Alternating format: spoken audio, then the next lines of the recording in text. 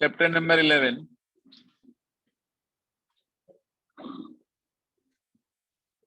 Topic है हमारे पास अगला हाइपरबोला। हाइपरबोला का वर्क जो है वो काफी हद तक इलिप्स से मिलता जुलता है। इलिप्स की इक्वेशन में बीच में प्लस हुआ करता था, बस इसके अंदर जो है इक्वेशन के बीच में माइनस होता है और ऐसा कोई ज्यादा खास चेंज नहीं होता। फॉर्मूले भी काफी हद तक मिलते जुलते हैं।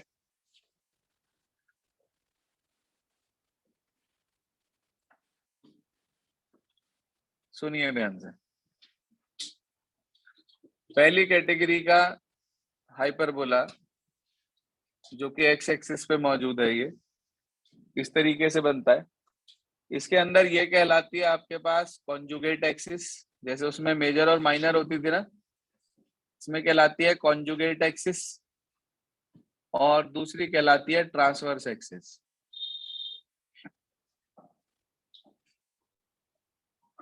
ठीक है जी, कॉन्जुगेट एक्सिस और ट्रांसवर्स एक्सिस।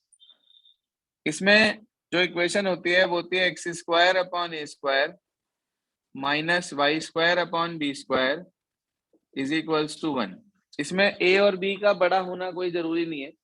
यदि एक्स पहले है तो एक्स एक्सिस वाला हाइपरबोला है, यदि वाई पहले है तो वाई वाला हाइपरबोला है। ए छोटा भी हो सकता है, बड़ा भी हो सकता है। ठीक है जी, उससे कोई मतलब नहीं है। जो पहले के नीचे लिखा होगा वो ए स्क्वायर, जो दूसरे के नीचे लिखा होगा वो बी स्क्वायर। कभी गलती नहीं होने की, परफेक्ट तरीके से आपको ए और बी की वैल्यू मिल जाएगी।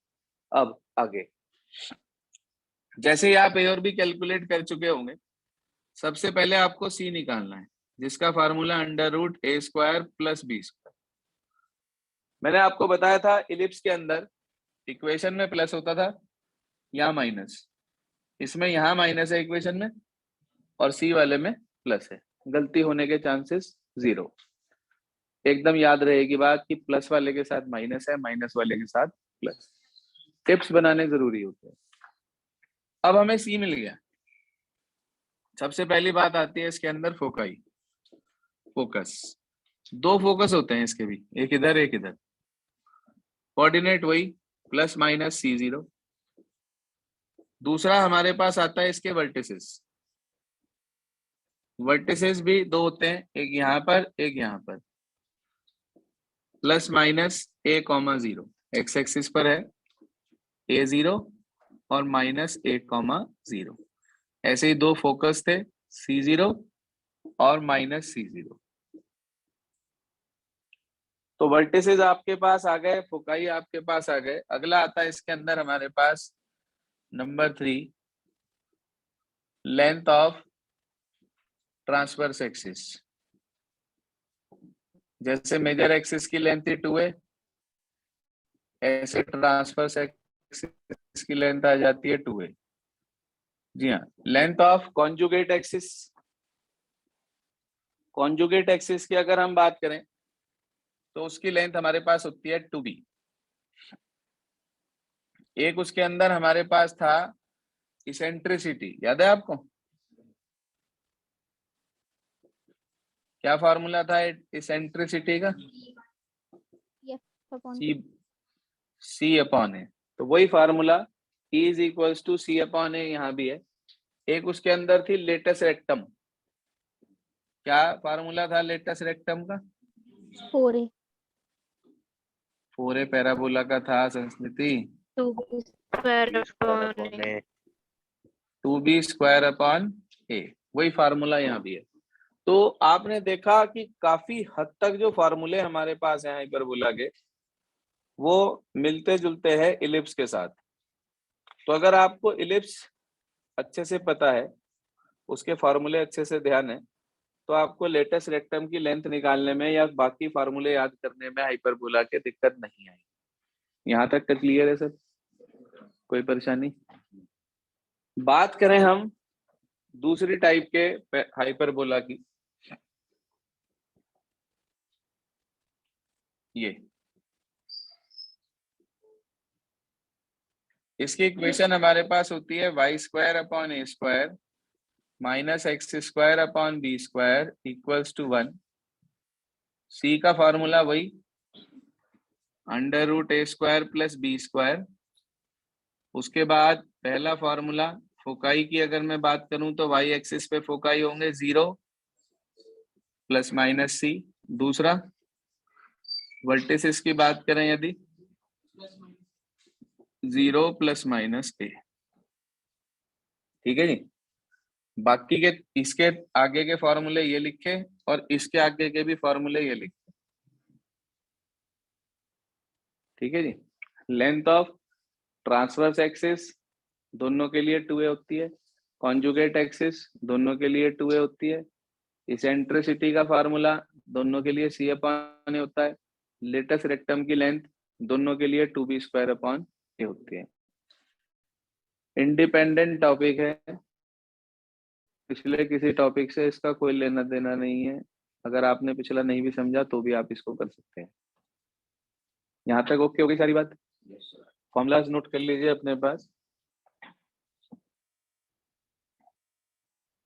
अब इसके बाद आता है पॉइंट हमारे पास कि इसके क्वेश्चन करते कैसे हैं, तरीका क्या है। तो उसके लिए आप सबसे पहला एग्जांपल निकाल लें इसका। Example number 15, very first example for this exercise. There are 2 examples in this exercise 15 and 16.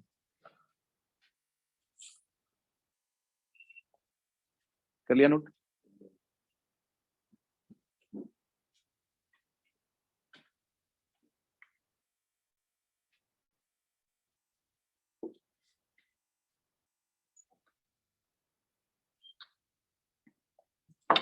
जी हाँ। एग्जाम्पल नंबर 15 देखिए क्या कहता है। एग्जाम्पल नंबर 15 उसने हमारे से ये कहा find the equation of hyperbola. Foci आपको दे रखे हैं कितने कितने, 0 प्लस माइनस 3। तो वर्टिसेस आपको दे रखे हैं कितने, 0 प्लस माइनस अंडर रूट 11/2। इक्वेशन मांग रहा है। अच्छा एक बात बताओ, फोकस भी वाई एक्सिस पे है और वर्टिसेस भी वाई एक्सिस पे है, तो इक्वेशन कौन सी लेट करेंगे, फर्स्ट वाली सेकंड वाली? सेकंड वाली। तो आपने लिखा let equation be Y square upon A square minus X square upon B square is equals to कितना बेटा जी, 1। सर इसमें किस किस चीज की कमी है, एक तो ए की और एक बी की। मुझे 2 चीजें दे रखी हैं, फोकाई और वर्टिसेस। इसका मतलब मुझे क्या क्या दे रखा है, ए कितना है, अंडर रूट 11/2 और सी कितना है, सिर्फ 3। आपको पता है कि c square is equal to a square plus B square होता है। भाई c is equal to under root A square plus B square, तो स्क्वायरिंग करके ही आ जाएगा। सी का स्क्वायर बताओ बेटा, 9। ए का स्क्वायर बताओ, 11/4 प्लस बी। तो अगर वैल्यू निकाल लूं, मेरे पास बी स्क्वायर की वैल्यू आ जाएगी 9 माइनस 11/4। 9 4 जा 36 में से 11 चले गए 25/, तो बी की वैल्यू 5/2। ये आ गई भाई बी की वैल्यू। बी की जरूरत भी नहीं है, बी स्क्वायर आ गया था, मोर देन सफिशिएंट है।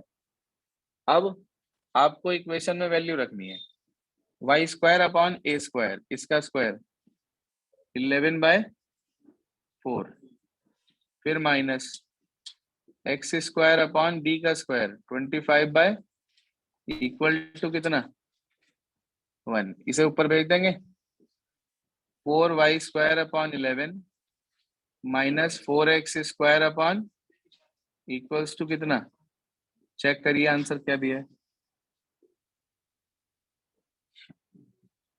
हाँ जी, एलसीएम लेना चाहो तो ले सकते हो, यहीं छोड़ना चाहो तो यहीं छोड़ सकते हो। ठीक है जी, 275 एलसीएम आ जाएगा।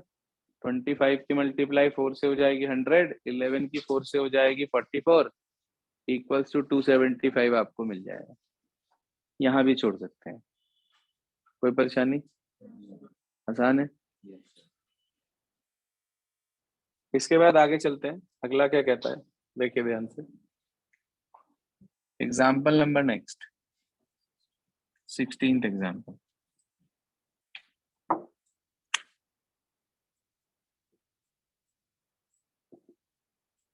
क्या कह रहा है एग्जाम्पल नंबर 16? कह रहा है find the equation of hyperbola where foci are 0 ± 12। Foci दे दिया आपको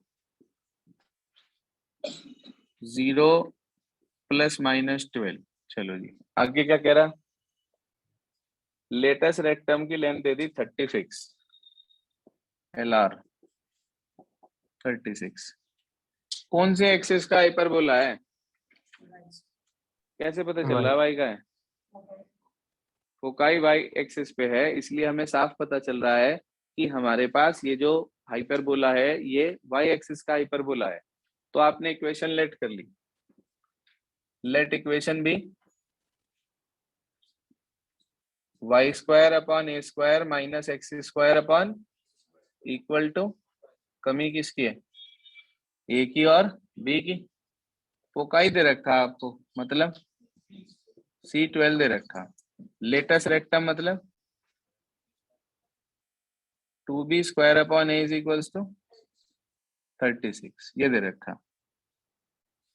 तो मुझे यहाँ से b² की वैल्यू मिल गई, ये कट गया 18 पर। 18 है, बोलो भाई b² की वैल्यू कितनी मिल गई? 18 है। अच्छा एक इक्वेशन है आपके पास C² = a² + b²। C² मतलब a² मतलब a² ही रहेगा, b² की वैल्यू 18 है। क्वाड्रेटिक इक्वेशन बन सकती है क्या यहाँ से? क्या a² + 18 है -144 = 0। जरा इसके फैक्टर बना के मुझे a की वैल्यू बताना कितनी आ रही है, डू फास्ट। 144 के फैक्टर बनाइए ऐसे कि माइनस करके 18 आए। 24, 6। 24 और 6 फैक्टर बन गए इसके आपके पास a + 24 और a - 6। देखना यही फैक्टर बनने के आप लोगों के भी है। तो आपको यहाँ से a की दो वैल्यू मिली, -24 और 6। एक मिनट के लिए बोर्ड पे देख लो, अगर मैं a को -24 ले लूं तो b² नेगेटिव हो जाएगा। तो इसका मतलब ये नहीं हो सकता, नॉट पॉसिबल। सिर्फ a की क्या वैल्यू आई? a6 हो गया हमारे पास। अच्छा अगर a6 हो गया इम्प्लाइज दैट b² = 18 × 6 हो गया। तो क्या वैल्यू बैठ गई b² की? अजी क्यों अंडर रूट में निकाल रहे हैं आप? बस इनकी वैल्यू निकाल लो, 108 आ गई। b² 108 हो गया। अब आपके पास a भी आ गया, b भी आ गया, दोनों की वैल्यू उठा के फर्स्ट इक्वेशन में पुट कर दीजिए आप। तो इक्वेशन क्या आ जाएगी? y² / a², फिर -x² / b²। एलसीएम हमारा 108, ये आ गया 3y² - x² इक्वल्स टू कितना? 108। यहाँ 1 है, बाय मिस्टेक लिखा गया। आंसर टैली करिए प्लीज, क्या दिया है? सिस्टम क्लियर हो गया काम करने का सभी को? Yes sir. तो ये आपके पास बेसिक आया इसका हाइपरबोला का। काम करने का तरीका काफी हद तक इलिप्स से मिलता जुलता है। ठीक है जी, एक काम करेंगे अभी बैठकर, मैक्सिमम पॉसिबल जितने हो सके उतने खत्म करेंगे। 15 मिनट्स आपके पास हैं, और जो स्टूडेंट्स बाद में रिकॉर्डिंग देख रहे हैं भाई, वो भी जैसे ही इस टॉपिक को समझें उसके तुरंत बाद इसे पूरा कर लें।